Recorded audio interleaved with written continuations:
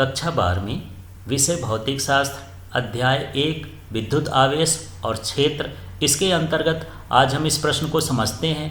प्रश्न है गॉस प्रमेय से आवेश के समतल चादर के कारण विद्युत क्षेत्र की तीव्रता का व्यंजक स्थापित करिए। तो यहाँ पर इसी टॉपिक का ये हेडिंग बना हुआ है।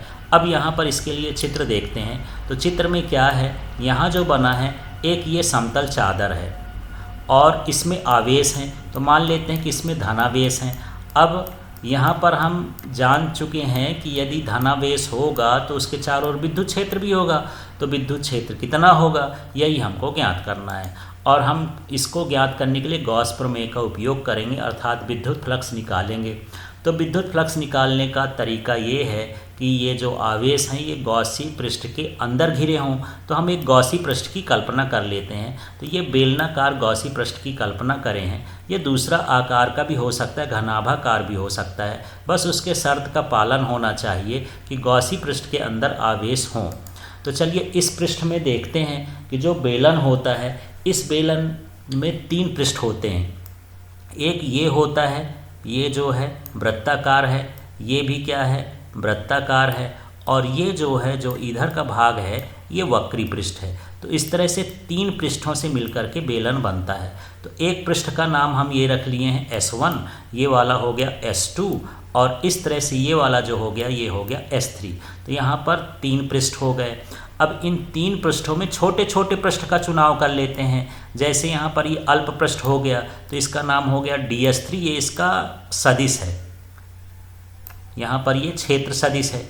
इसी तरह से इस वृत्ताकार पृष्ठ में भी एक अल्प पृष्ठ की कल्पना करते हैं और इसमें भी हम एक क्षेत्र सदिश खींचते हैं जो ये हो गया DS2। इसी तरह से यहाँ पर जो पहला है इस पर भी एक छोटा सा हम कल्पना कर लेते हैं पृष्ठ की, और इसमें जो विद्युत क्षेत्र सदिश है वो भी ये कहाँ की ओर है, बाहर की ओर है, क्योंकि इसके क्षेत्र सदिश जो होता है पृष्ठ के लंबवत होता है। अब हम बात करते हैं विद्युत क्षेत्र की दिशा की। तो विद्युत क्षेत्र की दिशा चालक के लंबवत होती है। तो चालक ऐसा रखा हुआ है, इसलिए जो विद्युत क्षेत्र की दिशा होगी इसके लंबवत होगी, ये इस तरह से। तो यहाँ पर विद्युत क्षेत्र की दिशा देख लीजिए, ये हो गया, ये हो गया और ये हो गया। तीनों पृष्ठ में विद्युत क्षेत्र की दिशा हम देख चुके हैं। अब चलिए इस चित्र के बारे में थोड़ा सा लिखते हैं। चित्र क्या है, माना आवेश की समतल चादर है, ये आवेश की समतल चादर हो गया जिसका आवेश घनत्व, ये क्षेत्रीय आवेश घनत्व कितना है, सिग्मा है। विद्युत क्षेत्र चादर के दोनों ओर लंबवत बाहर की ओर होगा। तो यहाँ पर देख लीजिए ये विद्युत क्षेत्र हो गया, ये विद्युत क्षेत्र हो गया और ये चादर के लंबवत कहाँ की ओर है, बाहर की ओर। इस एक हिस्से में इधर और एक हिस्से में इधर, चादर के दोनों ओर ये बाहर की ओर है। अब यहाँ पर चादर से r दूरी पर, तो हम कुछ दूरी पर कोई P बिंदु यहाँ पर मान लेते हैं कि ये P बिंदु ले लिए हैं जहाँ पर हमको विद्युत क्षेत्र की तीव्रता ज्ञात करना है। अब क्या कर रहे हैं, चादर के लंबवत PP डैश को अक्ष मानकर वृत्तीय क्षेत्रफल A मानकर बेलनाकार गासी पृष्ठ की रचना करते हैं। तो देखिए सबसे पहले हम ये वृत्तीय पृष्ठ यहाँ भी ले लिए हैं, वृत्तीय पृष्ठ ये चादर में भी ले लिए हैं, वृत्तीय पृष्ठ इसमें भी ले लिए हैं, और इन पृष्ठों को क्षेत्रफल मान करके एक बेलनाकार संरचना बना लेते हैं जिसे हम क्या कहते हैं, गॉसी पृष्ठ की रचना कर लेते हैं। तो इस तरह से हम रचना कर लिए। अब इसके बाद हमको सबसे पहले क्या निकालना है, इसके अल्प पृष्ठ से गुजरने वाला विद्युत फ्लक्स। तो अभी हम देखे थे कि बेलन में 3 पृष्ठ होते हैं, 2 वृत्ताकार होते हैं और एक वक्री पृष्ठ होता है। तो सबसे पहले हम यहाँ पर जो लिखें EDS1 cos 0, इसको समझते हैं। तो विद्युत फ्लक्स का जो सूत्र होता है वो होता है d phi e बराबर EDS cos थीटा। तो यहाँ पर E तो लिखे हैं लेकिन यहाँ DS की जगह DS1 लिख लिए हैं क्योंकि हम इस पृष्ठ की बात कर रहे हैं। ये जो पृष्ठ है ये क्या कहलाया, DS1 कहला गया।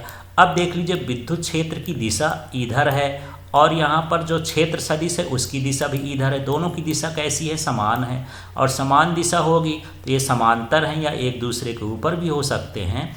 तो यहाँ पर जो कोण बनेगा वो कितना बनेगा, 0 डिग्री का बनेगा। अब हम दूसरे पृष्ठ पर आते हैं।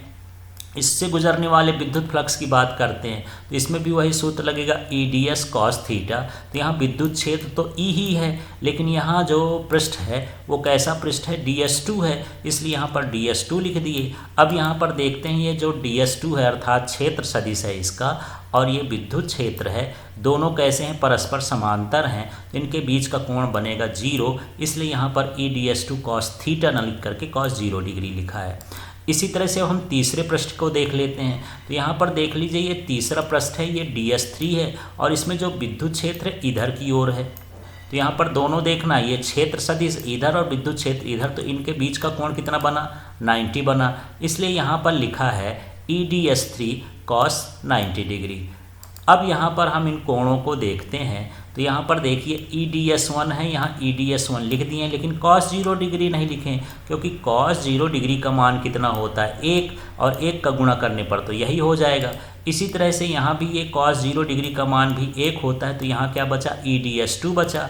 अब यहाँ cos 90 डिग्री का मान होता है 0, और 0 में गुणा करेंगे तो सब 0 हो जाएगा, तो इस तरह से यहाँ हो जाएगा। अब हमको निकालना है संपूर्ण पृष्ठ से गुजरने वाला कुल विद्युत फ्लक्स।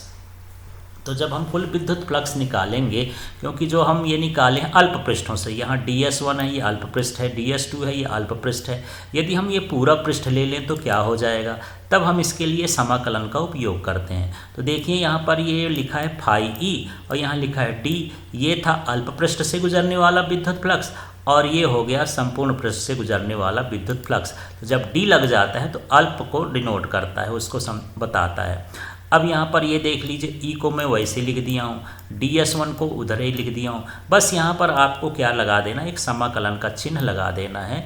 तो ये समाकलन का मतलब होता है छोटे छोटे पृष्ठों का जोड़ हो जाएगा। इसी तरह से ये ई की जगह ई लिख दिया, ये DS2 की जगह यहाँ भी हम ये लिख दिए और यहाँ पर समाकलन का चिन्ह लगा दिए। तो समाकलन का मतलब होता है इसके पृष्ठों का योग। तो अब हम देखते हैं S1 और S2 क्या थे। तो हमारे पास देख लीजिए ये है S1, तो ये कैसा है, वृत्ताकार है। इसी तरह से ये S2 है, ये भी कैसा है, वृत्ताकार है। तो दोनों वृत्त तो समान ही होंगे, क्योंकि बेलन तो बराबर ही होता है, तो दोनों सरफेस एरिया दोनों का पृष्ठीय क्षेत्रफल क्या होगा, बराबर होगा। तो इसके पृष्ठीय क्षेत्रफल को A मान लेंगे, कुल पृष्ठीय। जैसे ये वाला भाग छोटा है, यदि छोटे छोटे अंश बनेंगे तो पूरा वृत्त का क्षेत्रफल बन जाएगा। तो वृत्त के क्षेत्रफल को πr² न लिख करके A लिख दिए हैं। तो यहाँ पर देखिए, यहाँ पर ये समाकलन DS1 और समाकलन DS2, ये देख लीजिए यहाँ भी ये दोनों क्या होंगे, बराबर होंगे। अभी चित्र में देखें दोनों का क्षेत्रफल बराबर है, उसे A मान लिए हैं। तो यहाँ पर इसका मान कितना हो गया A, इसलिए A लिख दिए हैं। फिर प्लस, और इसका मान भी कितना हो गया A, इसको भी A लिख दिए हैं। अब ये जुड़ करके क्या हो जाएगा 2EA। तो इस तरह से विद्युत फ्लक्स हो गया सामान्य सूत्र से। लेकिन हम गॉस प्रमेय से जानते हैं कि विद्युत फ्लक्स फाई ई बराबर होता है Q/ε0। इसके पहले विद्युत फ्लक्स का वीडियो बन चुका है, उसे आप देख सकते हैं। अब यहाँ पर देख रहे हैं कि ये जो फाई ई का मान है ये वाला, इसका मान यहाँ पर हमको रख देना है। तो देख लीजिए 2EA यहाँ पर रख दिए, ये वाला मान रख दिए इधर, इस तरह से इसको कॉपी कर दिए, उतार दिए हैं। इसके बाद अगले स्टेप में हमको E निकालना है, तो 2 और A का पक्षांतर कर दिए हैं, तो Q/ε0 तो था ही, 2 और आ गया है। अब यहाँ पर देखिए जो पृष्ठीय आवेश घनत्व होता है उसका सूत्र होता है सिग्मा बराबर Q/A, अर्थात एकांक क्षेत्रफल पर आवेश की मात्रा को पृष्ठीय आवेश घनत्व करते हैं। तो यहाँ पर हमारे पास Q है और A है, तो ये Q और A को हटा करके उसके स्थान पर क्या लिख सकते हैं, सिग्मा, क्योंकि Q/A बराबर क्या है, सिग्मा है। तो इस तरह से यहाँ पर अब क्या बच गया, यहाँ हो गया सिग्मा 2ε Q/A ही का मान क्या है, सिग्मा है। तो यहाँ पर देख रहे हैं हम दूरी लिए थे R, क्या सूत्र में R आया, नहीं आया। इसका मतलब ये है कि जो समतल चादर के कारण विद्युत क्षेत्र की तीव्रता होती है वो चादर से बिंदु तक के दूरी के पर निर्भर नहीं करती है। Thank you.